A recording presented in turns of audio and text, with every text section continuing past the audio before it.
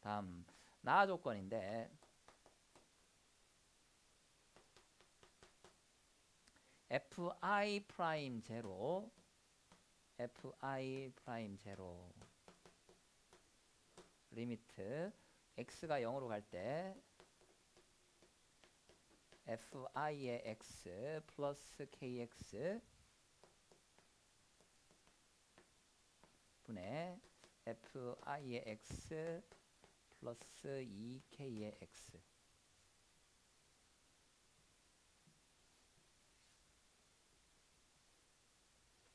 단 i는 1, 2. 네. 다 조건에서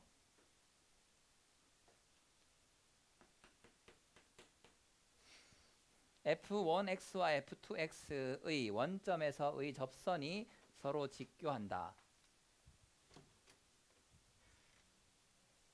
네, 오늘 못해요.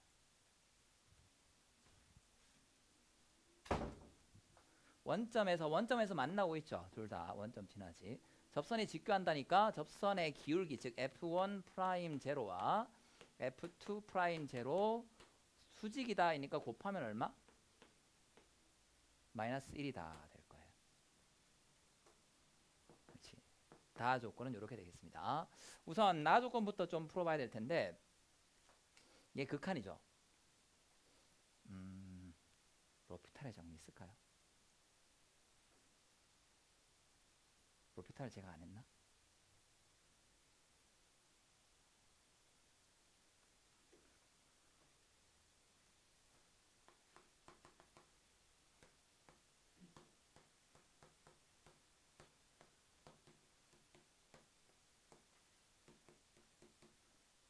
x가 a로 갈 때 fx분의 gx 이런 이제 분수꼴의 극한입니다. 그래서 fa와 ga가 0이거나 혹은 a로 갈 때 요거 두 개의 극한값이 무한대 말고 요때 합시다. fa와 ga가 0이에요. 그러면 얘들을 각각을 미분을 해요. f'x, g'x 되겠지. a 대입을 해. f'a분의 g'a. 당연히 미분 가능 조건은 들어가야 되는데 다음 함수는 당연히 미분 가능하겠죠. 네. 이렇게 가는 걸 이제 약한 로피탈의 정리다라고 합니다.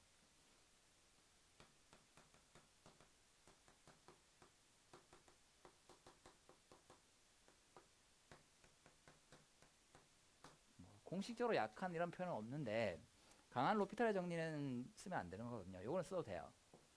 미분계수 정이거든요. 딴 게 아니고. fx에서 fa 0이니까 fa 빼고 x-a x로 a 보내면 이게 f'a 되잖아요. 미분계수 정이지. 그 미분계수 정이 쓴 겁니다. 근데 형태가 그냥 각각 미분한 다음에 a 대입했다. 이거예요. 요거는 교육과정 내입니다. 로피탈이라고 하면 그 교육과정 외의 이제 그냥 대표인데 교육과정 외인데 쓰면 편하다 뭐 이렇게 알려져 있는 대표인데 네, 요거는 교육과정 내가 돼요. 교육과정 외에는 안 하겠습니다. 네, 여기서도 그걸 바로 써볼게요. 그러면 fi의 프라임의 제로 이퀄 각각을 미분을 하고요. x에다 0을 대입합니다. 미분하고 0 대입하면 fi 프라임의 제로 플러스 k 분의 fi의 프라임의 제로 플러스 2k 이렇게 되겠죠. 그렇지? 이제 이 식을 어떻게 해석하느냐인데 일단 분수식이고요. fi 프라임의 제로라는 게 다 공통이잖아. 그래서 첫 번째 치환하고 두 번째 곱하겠습니다. fi 프라임의 제로라는 걸 얘를 t라고 치환할게요. 그리고 이걸 이렇게 곱해보자고. 그러면 t 곱하기 t 플러스 k 이퀄 t 플러스 2k 이렇게 되죠. 정리하면 t 제곱에 플러스 k 마이너스 1에 t 마이너스 2k 이퀄 제로 됩니다.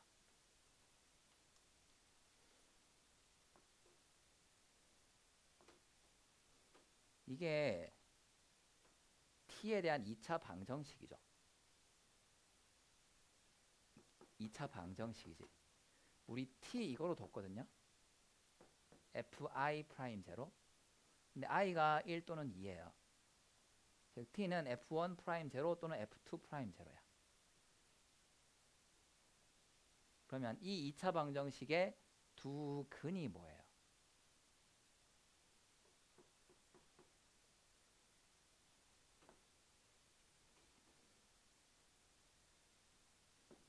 이 2차 방정식, t에 대한 요 2차 방정식의 두 근이 뭘까?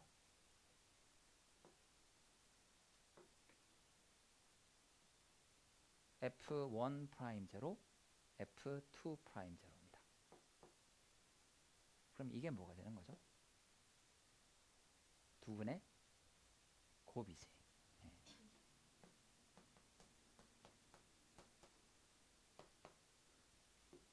마이너스 2k. 그래서 k는 2분의 1. 아, 저 처음에 이거 풀고 진짜 네. 요즘 말로는 뭐 지린다고 하나? 네. 소름. 오, 진짜 잘 냈다. 어떻게 이딴 걸 낼 수가 있지? 이딴 걸 아니고 어떻게 이렇게 낼 수가 있지?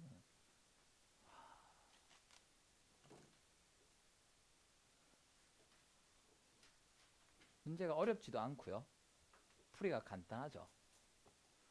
복잡하지도 않은데 핵심 개념을 잘 딱 짚어내면서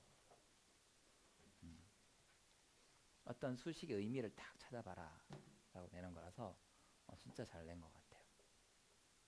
168번 저는 되게 좋아하는 문제입니다. 근데 워낙 출제가 많이 됐어요. 내신 문제로도. 그래서 학교 문제로 나올지 안 나올지는 모르겠어요. 네. 근데 저 아이디어는 꼭 좀 하나 챙겨주시면 좋겠습니다. 자, 고난도 하나 있었는데 34번 는 다음 시간에 풀어드리도록 하겠고요. 에? 적분해야지. 아, 이거로는 안 되겠다. 그래야지 우리 저번 숙제가 어디까지였죠?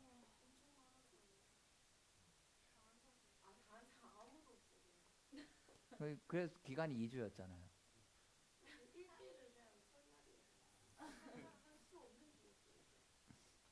그러면 적분을 조금만 하고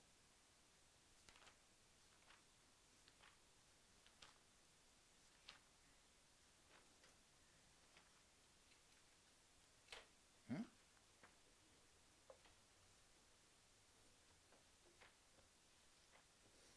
고난도가 도함수의 활용 1까지였습니까? 과제가 2까지였죠. 끝났어. 반도?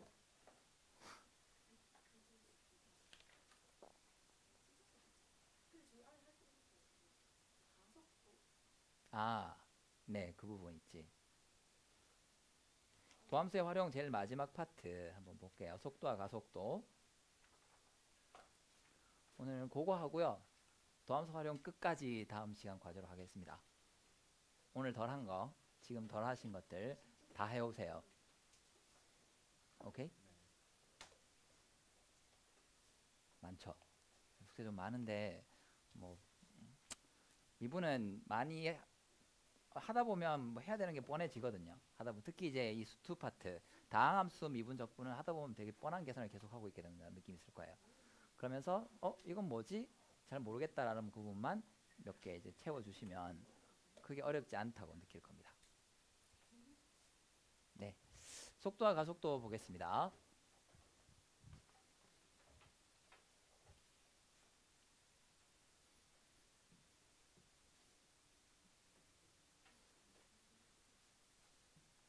속도와 속도 가속도 되게 간단합니다.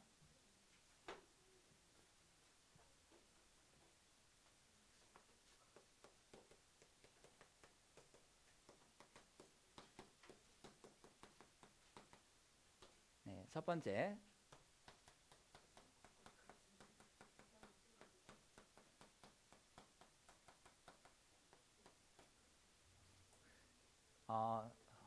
이걸 1차원이라고 하나요? 이렇게 움직이는 걸? 그러니까 일직선으로 이렇게 움직이는 걸 1차원이라고 하죠. 1차원상의 움직임만 수투에서요. 그러니까 이게 이렇게 안 하고 이렇게 평면에서 이렇게 움직일 수도 있겠지. 요거는 기하가서 하던가? 네, 미적분에서 하던가? 그러니까 지금 할 건 아닌 것 같아. 기하 가야 돼. 벡터 나와야 되니까. 잠깐만. 기하도 아니잖아. 고급 가야 되네. 여기서만 하면 되네요. 이제 수직선 위의 점 P입니다. 첫 번째 저거밖에 안 나오겠네요. 그러니까 위치, 좌표죠.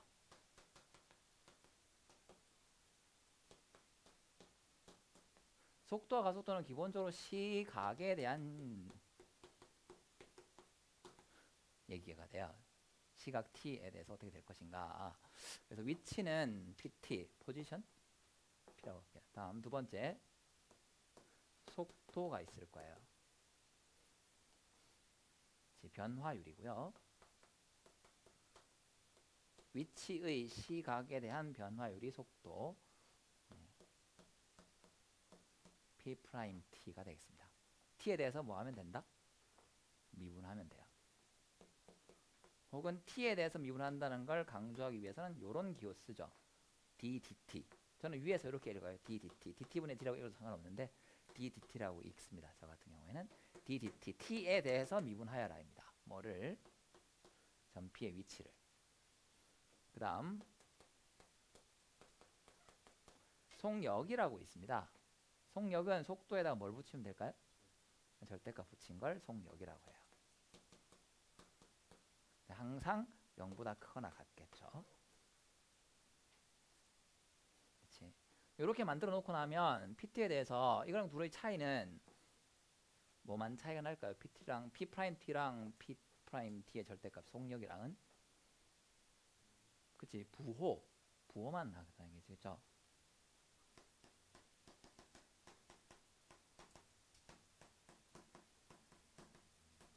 P'T의 부호는 운동의 방향을 뜻합니다.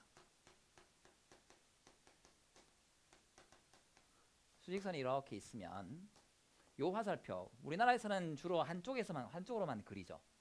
수직선 그릴 때. 왜? 이쪽으로 커진다. 그런 의미인 것 같아. 근데 외국 유튜버 여러분들은 뭐 유튜브에서 그걸 볼 일은 없을 거예요. 외국 수학 강의를 찾아본다거나 뭐 그럴 일은 없겠지. 예. 네.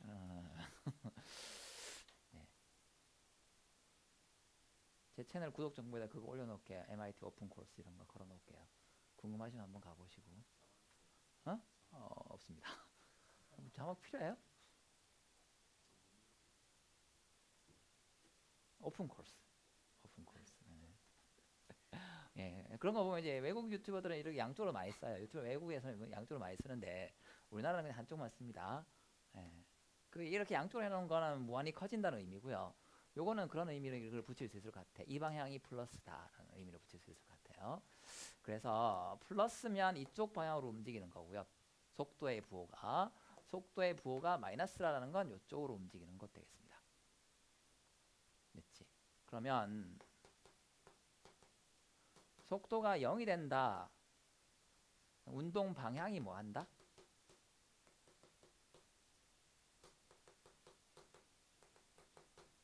근데 여기 조금 조심해야 되는 게 이쪽 방향만 돼요. 운동의 방향이 바뀝니다 라고 하면 속도가 그 순간에 뭐가 되겠지? 0이 되겠죠. 물리적인 상식. 속도가 줄어서 0 되고 이렇게 그 다음 바뀌어가야 되겠죠. 갑자기 네, 이런 거는 양자 세계나 뭐 그런 곳에서 확률론 따질 때 하는 거고요.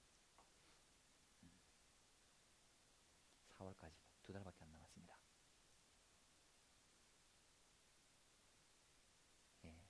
게임. 4월달에 개봉이죠.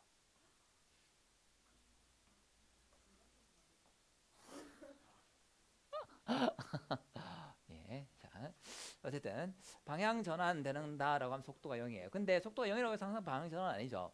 잘 가다가 잠깐 멈춘 다음에 다시 똑바로 갈 수도 있거든. 예, 그래서 방향 전환이면 속도가 0이다 될 거고요. 다음 세 번째 가속도라는 게 있는데 이거 두 번 미분하면 돼요. 속도를 미분하면 가속도가 되겠습니다. 거기다 이제 또 거기도 절대값 씌우면 가속력이라고 할까요? 그런 용어는 근데 못 들어본 것 같아.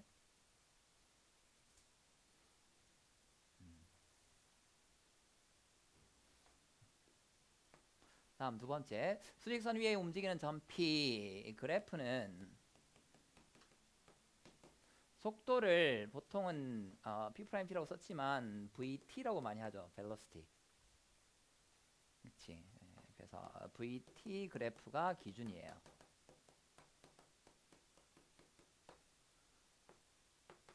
속도 시각 그래프가 되겠습니다. 예를 들어 뭐 이렇게 됐다라고 한다면 부호가 방향을 나타내 줄 거고요. 위치는 뭘까요? 넓이에요. VT 그래프에서 T축과 둘러싸인 부분의 넓이가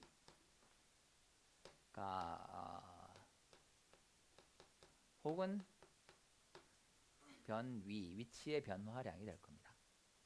부호를 포함하는 넓이가 변위 되는 거. 이거는 어디가에 나올까요? 넓이 따지니까 적분가에 나올 거예요. 지금은 뭐 다른 거 아닌데 그냥 참고로 하나 알아두시고요. 다음 세 번째. 요거는 조금 다른 얘기가 될 수 있습니다. 활용 문제가 있어요.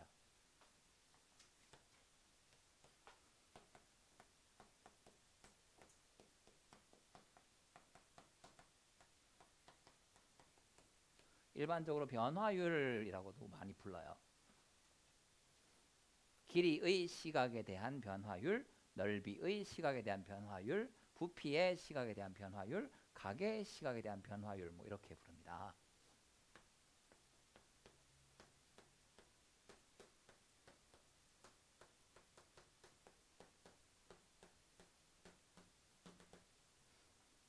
LSV는 통상 저희가 많이 쓰는 거죠. 길이, 넓이, 부피. 네. 네. 활용 문제다 보니까 첫 번째는 변수를 결정해 주셔야 돼요.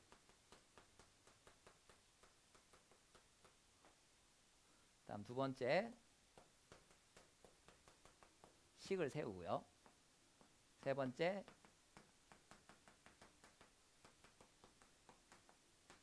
t에 대해서 미분 후에 이 문제들은 딱 꼴이 정해져 있어 마지막에 어떤 한 순간에 대해서 변화율을 구하세요 되거든요. 그래서 그 순간을 대입하시면 됩니다. 변수를 결정할 때 두 가지 방법이 있어요. LSV 혹은 T. LSV 자체를 그냥 변수로 두는 방법이 있고 보통 이제 길이 또는 길이를 많이 변수로 둡니다. 아니면 시각을 변수로 결정해요. 그다음에 여기서 수식 세울 때 뭐가 따라오냐면 변화율이 하나가 주어져요. 주어진 변화율이 하나 있습니다. 그걸 이용해서 나머지 수식을 결정하시면 될 거예요. 한 문제만 볼까요? 자이 보겠습니다. D에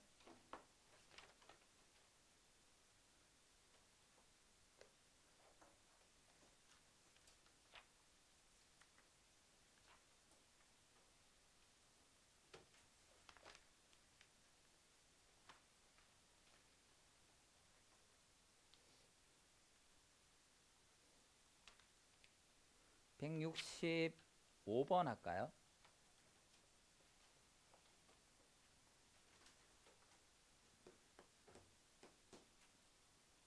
한 변의 길이가 12루트3인 정삼각형과 그 정삼각형에 내접하는 원으로 이루어진 도형이 있습니다.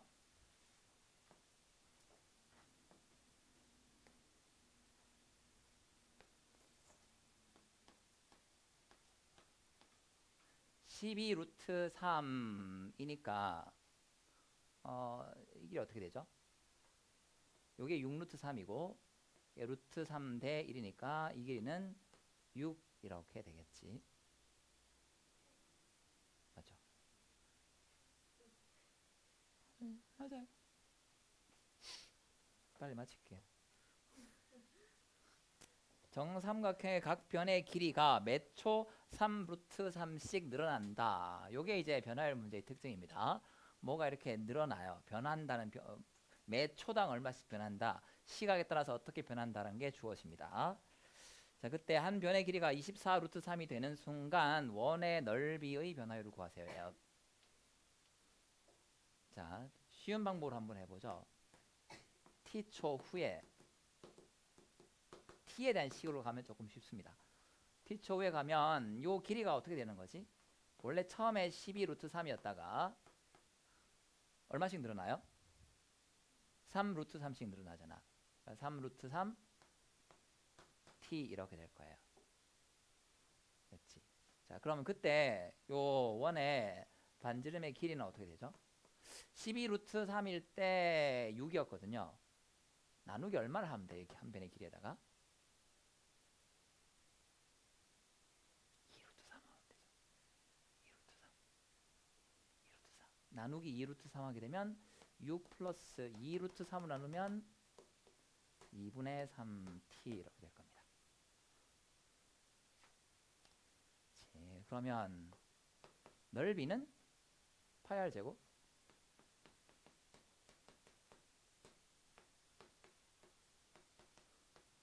이걸 ft라고 하겠습니다. 맨 마지막 줄에서 보면 넓이 한 변의 길이가 24 루트 3이 되는 순간, 즉 얘가 24 루트 3일 때예요. 즉 t가 얼마일 때지? 4일 때죠. 넓이의 변화율을 구하세요. f 프라임 4를 구하세요. 요 계산을 하시면 되겠죠. t에 대한 2차 함수로 나왔으니까 어렵지 않게 풀릴 겁니다. 물론 제가 개인적으로는 이 풀이보다는 다른 걸 하지만 이게 편할 거예요. t초 후, 즉 시각 단위 t에 대해서 길이 정하고 나머지 식 세우면 되겠습니다. 간단하죠? 네, 따라서 도함수의 활용 끝까지 여러분들 다 해오시면 될 거예요. 제발. 초코우유 대신 커피우유 드시어가면서 뭐 밤새 하는 것도 괜찮아요. 밤새 선생님이 뭐 외국 유튜버들 수학 찾아봐 그랬다고 해서 그러지 마시고 문제를 푸십시오. 수고들 하셨습니다.